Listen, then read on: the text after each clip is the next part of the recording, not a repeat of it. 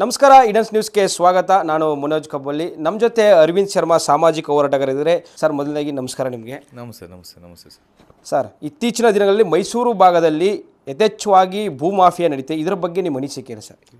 ಇದು ನೋಡಿ, ನಾವು ಮೈಸೂರಿನ ವಿಚಾರದಲ್ಲಿ ಚುನಾವಣೆ ಹೋರಾಟ ಸಮಿತಿ ಅಂತ ಕಟ್ಕೊಂಡು ಬೃಹತ್ ಮೈಸೂರು ಮಹಾನಗರ ಪಾಲಿಕೆ ಮೈಸೂರಿಗೆ ಬೇಡ, ಮೈಸೂರಿಗೆ ಅವಶ್ಯಕತೆ ಇಲ್ಲ. ಮೈಸೂರು ಇರ್ತಕ್ಕಂಥದ್ದು ಸಾಹಿತ್ಯಿಕ ಹಾಗೂ ಸೈದ್ಧಾಂತಿಕವಾಗಿ ನಿಲುವಿರ್ತಕ್ಕಂಥ ನಗರಿ.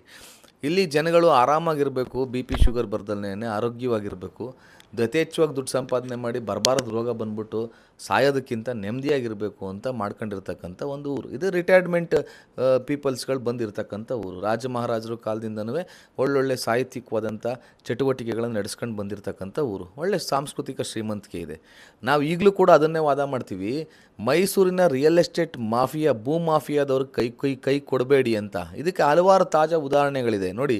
ನಾವು 1 ವರ್ಷ ಸತತವಾಗಿ ಹೋರಾಟ ಮಾಡಿ ಬೃಹತ್ ಮೈಸೂರು ಮಹಾನಗರ ಪಾಲಿಕೆ ಬೇಡ ಅಂತ ಚಳುವಳಿ ಮಾಡ್ಕೊಂಡು ಎಲ್ಲದನ್ನು ಮಾಡಿ ಅದನ್ನು ಕ್ಯಾನ್ಸಲ್ ಮಾಡಿಸ್ಕೊಂಡು ಬಂದರೆ, ಸನ್ಮಾನ್ಯ ಶ್ರೀಮಾನ್ಯ ಭಾಳ ದೊಡ್ಡ ವ್ಯಕ್ತಿ, ಡಬಲ್ ಸ್ಟ್ಯಾಂಡರ್ಡ್ ನಾಲ್ಗೆ ಇರತಕ್ಕಂಥ GT ದೇವೇಗೌಡರು ಸಿದ್ದರಾಮಯ್ಯನವ್ರನ್ನ ಕರ್ಕೊಂಬಂದ್ಬಿಟ್ಟು ತಿರ್ಗಾ ಬೃಹತ್ ಮೈಸೂರು ಮಹಾನಗರ ಪಾಲಿಕೆ ಅಂತ ಮಾಡೋರು. ಇದೇನಾಯಿತು, ನುಂಗಣ್ಣ ಬಾಕ್ರಿಗೆ ಹಂಗೆ GT ದೇವೇಗೌಡರು ಆ್ಯಂಡ್ ಪಟಾಲಮ್ ಅವ್ರಿಗೆ ಅನುಕೂಲ ಆಯಿತು. ಇದಕ್ಕೆ ತಾಜಾ ಉದಾಹರಣೆ, ನಿನ್ನೆ ನಾನು ಆನಂದ್ ನಗರ ಬಡಾವಣೆಗೆ ಹೋಗಿದ್ದೆ.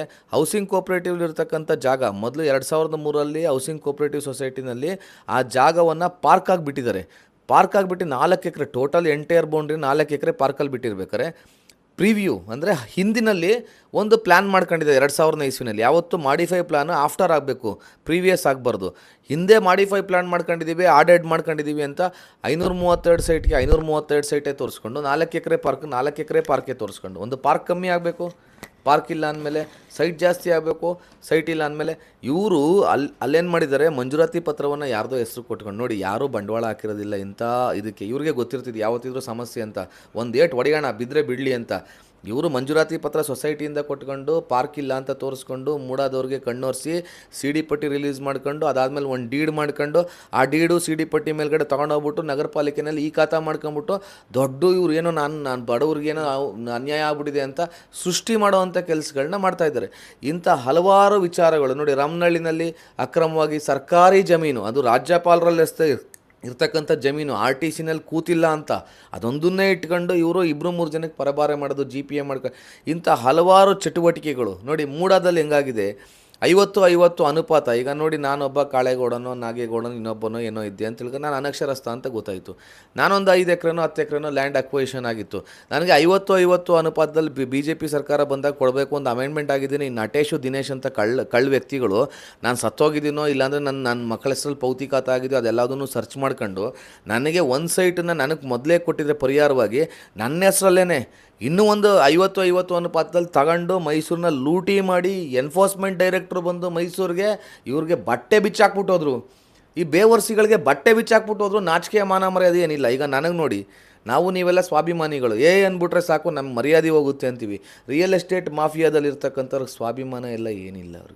ಅವ್ರಿಗೆ ಬ್ಯಾಂಕಲ್ಲಿ ಜನ ಕಾಂಚಣ ಹೇಳಿಸ್ತಾ ಇರಬೇಕು.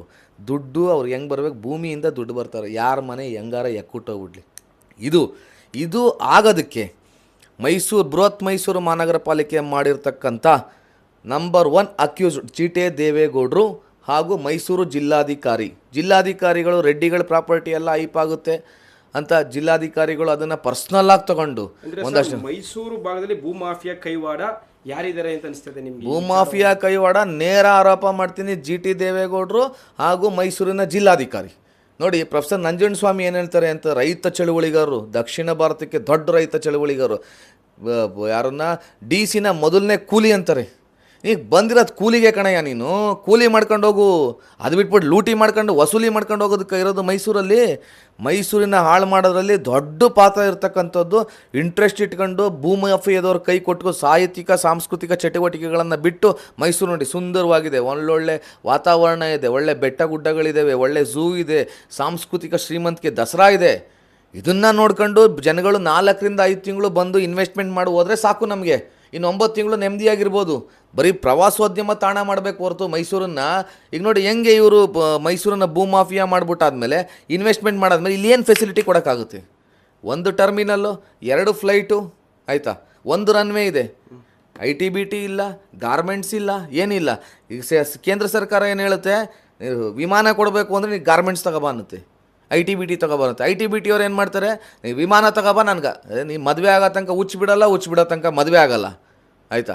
ಈಗ ನೋಡಿ, ಒಂದು ಬನಿಯನ್ನು ಒಂದು ಶರ್ಟು ಬೆಂಗಳೂರಿಂದ ಅವನು ಆಂಧ್ರ ಪ್ರದೇಶಕ್ಕೆ ಫ್ಯಾಕ್ಟ್ರಿ ಶಿಫ್ಟ್ ಮಾಡ್ಕೋದ್ರೆ 10 ರೂಪಾಯಿ ಕಮ್ಮಿ ಆಗುತ್ತೆ. ಬೆಂಗಳೂರಿಂದ ಟ್ರಾನ್ಸ್ಪೋರ್ಟ್ ಮಾಡಿದ್ರೆ ಅವ್ನಿಗೆ ಕರೆಕ್ಟಾಗಿರುತ್ತೆ. ಅದೇ ಮೈಸೂರಿಗೆ ಬಂದರೆ 10 ರೂಪಾಯಿ ಜಾಸ್ತಿ ಆಗುತ್ತೆ ಅವ್ನಿಗೆ. ಅವ್ನು ಯಾಕೆ ಮೈಸೂರಿಗೆ ಬರ್ತಾನೆ? ಅವ್ನಿಗೆ ಹುಚ್ಚಿಡ್ದಿದೆಯಾ ಅವ್ನಿಗೆ ಇನ್ವೆಸ್ಟ್ಮೆಂಟ್ ಮಾಡೋದಕ್ಕೆ? ಏನು ಒಳ್ಳೆ ಹುಚ್ಚುಚ್ಚಂಗೆ ಮೈಸೂರನ್ನು ಹಾಳು ಮಾಡೋದಕ್ಕೆ ಹೊರಟಿದಾರಲ್ಲ ಇವರು. ಈಗ 10 ವರ್ಷ ಆದಮೇಲೆ ಕೊಡುವಂಥ ಇನ್ವೆಸ್ಟ್ಮೆಂಟ್ ಮಾಡುವಂಥ ದುಡ್ಡನ್ನು ಹಿಂದೆ 10 ವರ್ಷದಿಂದನೇ ಜನಗಳಿಗೆ ಮಕ್ಮಲ್ ಟೋಪಿ ಹಾಕಿ ಯೂಟ್ಯೂಬಲ್ಲಿ ಫೇಸ್ಬುಕ್ಕಲ್ಲೆಲ್ಲ ಒಂದು ಅಡ್ವರ್ಟೈಸ್ಮೆಂಟ್ ಕೊಟ್ಕೊಂಡು ಮೈಸೂರು ತುಂಬ ಇಂಪ್ರೂವ್ ಆಗ್ತಿದೆ ಅಂತ ಜನಗಳ ದುಡ್ಡನ್ನು ಲೂಟಿ ಮಾಡೋದಕ್ಕೆ ನಿಂತಿರ್ತಕ್ಕಂಥ ಈ ಟೀಮ್ ಇದೆಯಲ್ಲ, GT ದೇವೇಗೌಡರು ಟೀಮ್ ಇದೆಯಲ್ಲ, ಇವರೇ ಮೈಸೂರು ಹಾಳು ಮಾಡೋದಕ್ಕೆ ಕಾರಣ ನೇರವಾಗಿ ಆರೋಪ ಮಾಡ್ತಾರೆ.